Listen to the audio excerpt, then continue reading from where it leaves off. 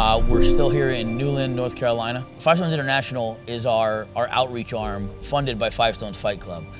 So what we do is we have everything from overseas mission work to disaster relief here stateside. And so this is our first full-scale disaster relief program, I guess you could say, that we put together. Day one, we left out of Hershey area. Palmyra Grace Church actually let us use their church for staging. And we came down with a box truck full of supplies, a reefer truck full of chicken, Clark's Feed Mill and Murray's Chicken, thank you so much. A bunch of beef and some venison, from more building supply, trailers, trucks, and all kinds of stuff packed up. And people just really came together and donated a lot. So we rolled out, got here. We originally were linking up with the Cajun Navy. That's who we were looking for. They were told they were at Black Mountain. We went to Black Mountain. They had just left and headed to Burnville. So we didn't even stay. We just kind of jumped back in the truck and rolled out. We got to Burnville. In Burnville itself, one thing that stuck out to me was they had a board. They had three dry erase boards, where it had messages like, hey, hey Tom, this is Sue. I have the 3 kids. We're at this location. If you're looking for me, here's a phone number to get a hold of me. Or if anyone's seen this person, here's how you can reach me. Just kind of messages to the family who were missing or still displaced. So the next morning we got up, linked up with the Cajun Navy. We set up shop. We're at Newland Elementary School in their parking lot. Originally is where we started, where we're at now. And we just kind of had like the full parking lot was full of supplies. And while we were here, we had found out that there was a Red Cross shelter literally right down over the hill. The one problem, originally the Red Cross kind of gave us a little bit of hassle. They're like, why are you guys here? Who told you could be here? And then like 2 hours later, they came back and asked us if we could feed the shelter. Their logistics had fallen through, and they didn't have either enough or they didn't have it set up where they could feed this shelter. So when we took over feeding the shelter, it was 3 meals a day for about 45 people. And so that's kind of been our priority one as far as being here. My name's Judy. I'm up here with Gray Bull Rescue, about an hour north of Atlanta is where I live. I've got friends that are up here from Fort Lauderdale, and we just came up to be of service and help the people in this community that have been so devastated by this awful storm. I just felt the need to come down to Newland. 2 of my best friends grew up here. We were here yesterday and just saw that this area in general needed a lot of help. So walked up today and now I'm on the grill, but it genuinely makes me happy whenever people realize that the small tasks are also just as big as the search and rescue tasks, So that's really what I'm doing right now, and I'm just happy to be here and help out. We began to ask the local officials about using the school for a distribution center. We kept getting more and more supplies coming in. The amount of people willing to give has been awesome. We connected with one of the principals here, and she told us about a community called Linville. And so we took a ride down to Linville, which was probably like 2.5, 3 miles down the road, not far. And the devastation there was ridiculous. To see the support, community support, supplies coming in, you guys bringing food. We've been so overwhelmed and blessed with everything that you guys have done. They're sorting it out later, but I don't know. I don't see any sorting going on. I haven't seen that happen at the logistical level from the government here. I'm not saying they're not doing things. No, from Newland specifically. Yeah. Just because I've been in the operations center, and there's a lot of stuff going on. Like when you ask, they can't give me an answer or anything. Right. And then it's really the guys, like you said, it's the neighbors that Yes. are really funding and taking care of their people. Look at Saturday. Friday we had, we were just waking up to this. Saturday, all those volunteers got everybody out of the highlands and the meadows. Mm-hmm. I don't know how they built the bridge. I wasn't there. I was at the tail end of it, but boom, there they are. Yeah. It's amazing.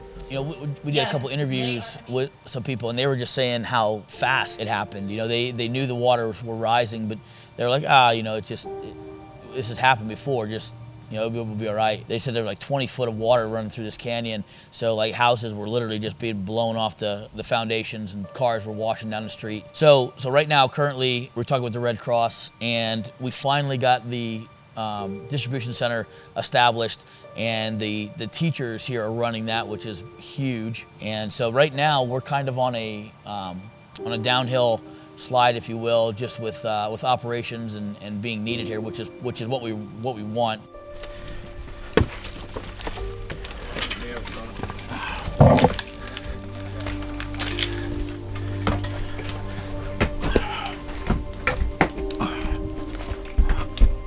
tasked with the local fire company to go through the campgrounds and just search any of the vehicles or campers that were still intact or accessible. They are missing a couple people in that area yet, so going down through there, just you couldn't imagine the devastation. We're talking water 35, 40 feet up in the trees, debris hung up, and unbelievable. We actually spoke with a local farmer there and his daughter. His daughter is the 7th generation to farm this land, and we walked into this field and you couldn't even recognize it as a field that something was growing in right before this storm.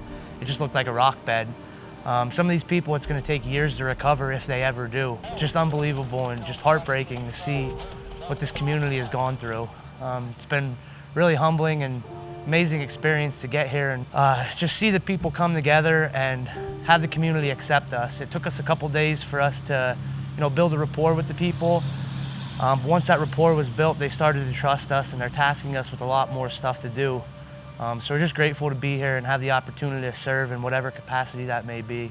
Just thank everybody back home for all your continued support and prayers. God bless you all. And the current was so strong it just ripped everything apart. And in the building was my son's shop of 6 years, and he was working on a home. He's getting married in a couple weeks, and he lost all his appliances, he lost all his cabinets, he lost everything. Over $10,000 worth of stuff. And my wife and I lost everything I've had since my childhood, my pictures and family stuff of my children, my parents, and everything. I'm gonna be sawing some timbers for the great FiveStones and International and try to help them out with building some bridges. We're not gonna give up. We're gonna keep doing it. And the sad thing about it is our community has come together great, but our government hasn't done anything, which I feel like is pretty sad. I have seen no FEMA.